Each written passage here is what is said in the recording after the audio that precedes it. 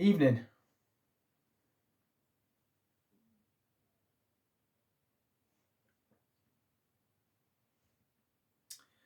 Another Marky-mark video. Hope you're all well. Some fabulous records that have landed recently. And I thought I'd also do a little bit of a roundup of my Frank Zappa collection. Only because it's been one of those days. Work, weather, etc, etc. So I've been through my whole Frank Zappa collection, and I'm probably going to finish tonight with my Captain Beefheart Trap Mask replica. It's been one of those days. But let's just have a look at a recent release which has caught my eye, which I thoroughly recommend. Oh, another tone poet. I've got so many, but I only buy the ones that I like. I'm not a completist in any way whatsoever. But this has caught my eye, and it's not an artist that I've got any records of in my collection. It's the wonderful Carmel Jones, or the remarkable Carmel Jones. Do you know what? They're still making these jackets slightly bigger, well, quite a bit bigger than traditional jackets. But this is the remarkable Carmel Jones, and it's a 2022. It's only come out this year. And we've got Carmel Jones on the trumpet, Harold Land tenor. We've got the wonderful.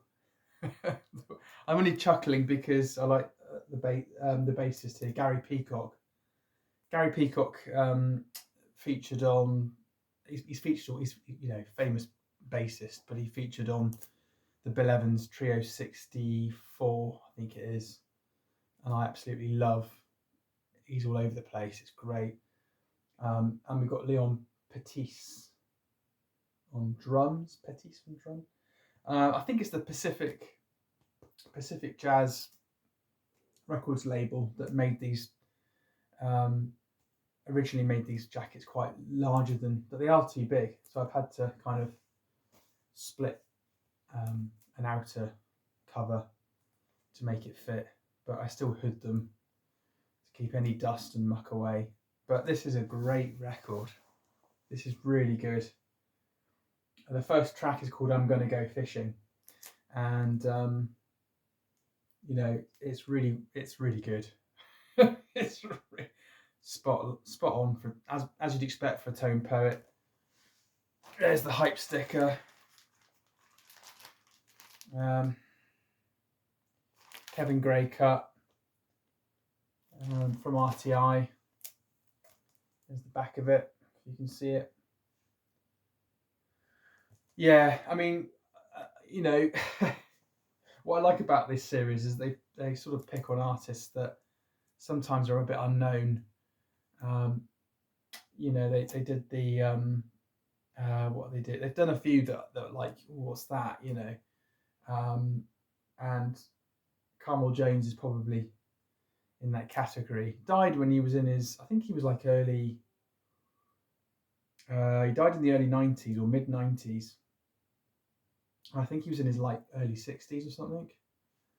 And quite shy, fed up with the New York scene, and I think he lived in Germany for a long time, and just got stuck in. But I really recommend this. Really great tone poet, sounds fantastic, spot on. 10 out of 10 from Kevin Gray. He's done a really good job with mastering this. Great, lovely jacket. Anyway, let's carry on before the night. I've got some news as well, but I'll wait till the end of this, and then I'll share my news. So I managed to pick up Wayne Shorter's Adam's Apple. I sat on this for a year or two.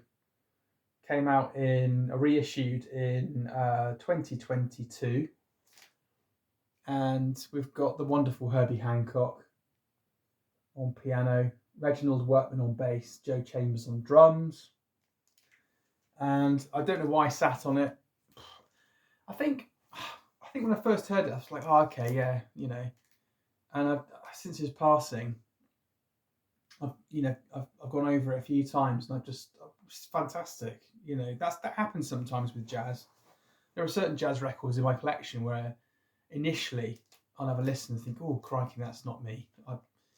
And then I've come back to it, and I've just been drawn to it, and then you give it a chance. You're like, oh, yeah, okay. But there are some jazz records, quite a few tone poets, where I'm like, nah. And I go back to it, nah. And I go back to it again, nah. So everything that I road test and I buy, I know is spot on. I don't mess about. And this is actually really, really good. This is really good. Like, oh yeah, a good example is All Seeing Eye. Some of you out there are going, oh, crazy, this is a great album, great recording. And I'm sure it is. All Seeing Eye is probably a really good jazz track for a lot of jazz fans. It's a classic. For me, it doesn't do anything for me. It's too incoherent. But this is fantastic for me. Adam's Apple, Wayne Shorter, dead cheap as well on the classic series, 22 quid. Really recommend this. Fantastic. What else did I pick up this week? Which I wasn't going to. Just kind of, how things happen? They just kind of like, things land. You think, oh yeah, I need to get that. Anyway, I picked up this beauty. Frank Zappa's Grand Wazoo. It's fantastic. Oh, let's have a look. Let's get it out. So, part of the reason for me is the fact that A, it's a 50th anniversary. B, Bernie Grundman cut it. And C, it's a fabulous record. Beautifully made. Made in Germany. We've got the label there. Love the cover. Great stuff. Funky. I believe he wrote this when he was in a bad way, poorly, in a wheelchair, after he was shoved by one of his fans. He was shoved into an orchestra pit in London at a theatre, which is now, what is it now? An All People's Home, or was it a hotel? Anyway, yeah, he was really, really badly injured by falling into this pit, and apparently he wrote this. It was one of his first big band albums. Is it? Oh, it's not. It's there. The Grand Wazoo. Fabulous. Really good. Love it. Fantastic. A bit avant-garde-ish, but it led me on today because I've been at home, working and just trying to get through the week, being Wednesday. I decided I'm going to just play all my Zappa stuff. Don't have all of it. I don't like all of it. It's fine. It's fine. You don't have to be a completist. You don't have to love everything and grab everything that anyone has. Pick out what you like. Stay true to what you want to listen to, and that way your collection is meaningful to you. So I played. This has been a classic. One of his, I think it was his most popular albums. Frank Zappa Apostrophe. Don't Eat the Yellow Snow. Uncle Remus, Stinkfoot. This I got from a Discog seller, and I got it a bit cheaper because somebody had scratched his nose on the front cover and used a bit of a pink crayon to. I mean, fine, I think I got about 15 quid knocked off it, because it wasn't VG, but the record's VG plus. I mean, it's a great condition for 1974. But this is probably the favourite Frank Zappa records. Very easy to listen to, very funky, great guitar work. Followed by, of course, I'm wearing the t-shirt and everything, Frank Zappa's Hot Rats. which is absolutely fantastic. Peaches and Regalia. Regalia is one of my favourite tracks with Willie the Pimp. And from start to finish, this is a fantastic listen. Really good. It's a gatefold album. Oh, great, look at that. Wonderful. I mean, it's just, the whole thing is just great. And of course, I mean, I mentioned it, Bernie Grundman, the legendary Grundman Studios, did the recutting and did a great job. Really good. From the original master tapes, and also buying from, not buying bootleg, but buying from the Zappa Trust. You know that your money's going to the Zappa funds. It's authentic, original. Anyway, moving on before I keep carrying. Quick drink. Bought this very recently. Waka Waka. Funky as hell. Really good. Side 1 is just Big Swifty, and then side 2 is Your Mouth, and it just might be a joke one-shot deal. Waka Waka. This is basically part of the trilogy with Hot Rats and Waka Waka, Grand Wazoo. Fantastic. Good bit of jazz fusion funk. Good stuff. Love that. Going a little bit avant-garde-ish, but not too much. And I think probably this is probably my next favourite Zappa album. It's Camarillo Brillo.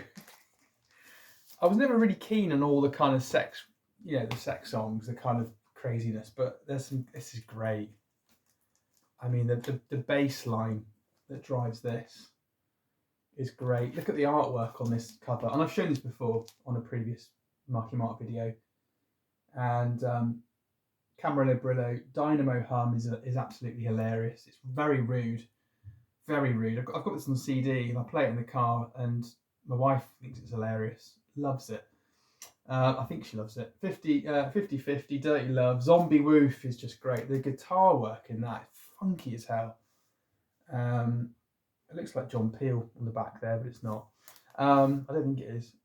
But yeah, very much one of my favourites, that. And then let's go with this one, which I bought from Discogs. This is I think this is a radio station copy. It's got not for sale, property of CBS. So this came from Discogs for about, I don't know, 15 quid or something. It's Joe's Garage. Strange, Act 1. There's a lot of narration, strange, spooky kind of narration from, but it's great fun. This was my filthiest record in my whole collection. I cleaned it several times and I still got white muck on the cartridge, on the stylus. So I carried on cleaning it and it's absolutely fine now. It's a bit crackly, but it's absolutely fine. Joe's Garage, great fun. There's a lot of satire here. There's a lot of stuff going on here about Catholic girls. Very strange. Why does it hurt when I pee? I mean, it's just a bizarre album. Not one I carry on, I don't visit this a lot, but when I do, I enjoy it. Came out in 1979. And again, produced by Frank Zappa on Zappa Records. And then lastly, this is the one. We're Only in It for the Money. This is quite avant-garde-ish. It's quite difficult. Not difficult to listen to, but it's not got the funk. I don't think it's got as much funk and as much of the earworms that the previous albums have. Great cover art again. They're just larking about, looking funny, strange. I mean, you either like it or you don't, but brilliant. Recommend this. So anyway, that's it. Listening to Carmel Jones, loving it. Listening to Grand Wazoo as a new addition to the collection, and then just basically piling into my Zappa collection. And I'm probably going to, as I say, probably going to... Oh, that's it. The news. I was going to share some news with you. So, yes. I've got in touch with a community radio station here in the southwest of the UK. And I've managed to get myself a small slot, a monthly slot, playing Blue Note Jazz. I've entitled it Marky-mark's Blue Note Jazz Odyssey. So we'll kind of be playing 2 hours of really good Blue Note Jazz, but also going off piste a little bit with little bit of other stuff from other labels. So when I've got the time slots, I'll share when I'm on and the kind of digital recording of it, and I'll share it with you. But I'm hoping to play some really good stuff, but also link in some of the reissue vinyl, kind of what's happening going on in the records at the moment with some of the Blue Note stuff that I've acquired, and share some of the, hopefully, some really, really good Blue Note music. Anyway, that was my news.